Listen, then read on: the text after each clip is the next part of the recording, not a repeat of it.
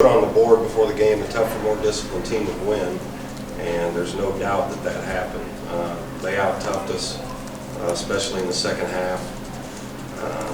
We're more disciplined in their defense and what they were doing. We were 5 individuals on the defense the entire second half. We didn't communicate well enough. Our effort wasn't good enough. Just really disgusted how we defended in the second half. And that's really the ballgame. We gave up layup after layup and transition uncontested shot because we weren't communicating with each other. We didn't deserve to win, so that's what you usually get. Well, as you mentioned, Greg, they scored 28 points in the paint in the second half alone. And those were layups. It's not like they were throwing it into the post. It was layups.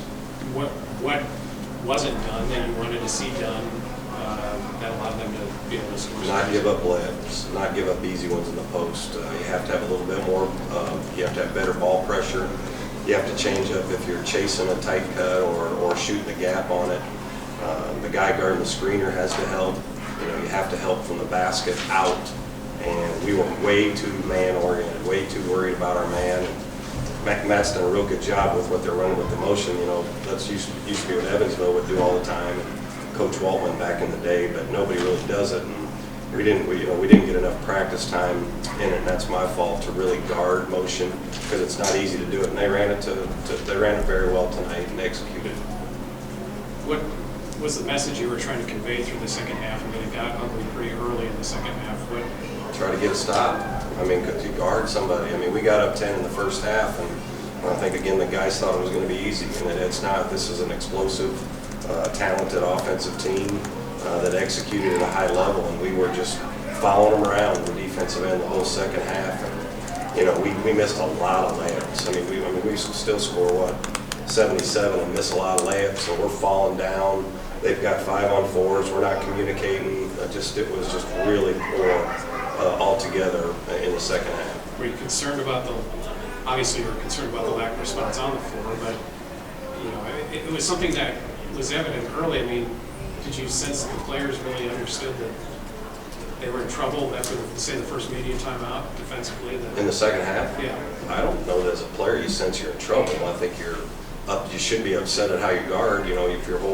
We've talked enough about trying to give up easy baskets, and it seemed like that's all it was. It was a layup show in the second half for wide open threes, and the ones they missed, they got offensive rebounds on. So every aspect of the defense in the second half was pretty poor. The offense started out very well. I think you had 7 assists in your first 9 buckets.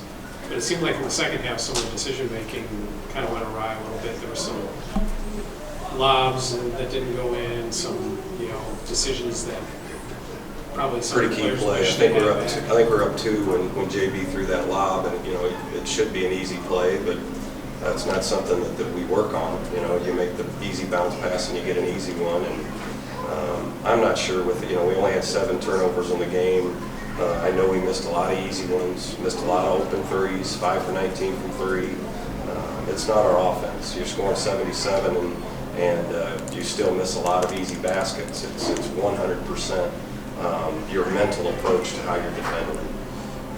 Bronson was out sick, and it probably did have an influence because obviously Jake and Trey, they ultimately got into some foul trouble in the second half. What kind of influence do you think it had? Well, Bronson is probably, he's the best organizer we have back there on the defensive end. He's been through it long enough. So that certainly would have helped. They were without guys too, so they weren't playing guys too, and that happens when you got sick. When sometime during the season guys get hurt and get sick, but other guys got to step up, and we did not step up at all. And it wasn't. It was the seniors on down. It wasn't just freshmen communicating there with Trey and Jake and being in foul trouble and stuff. It was everybody. Greg, what have you seen from Javon Freeman-Liberty from last year to this year, just kind of maturation as a player? Well, he works at it and he improves. I think he's like a Tyree Key. I think those guys put in a lot of work on their craft. It's important to them. They play both ends of the floor. He's a terrific defender and he's a willing passer, and he can get a basket for you about any way you can get it. It's terrific. Plays hard too.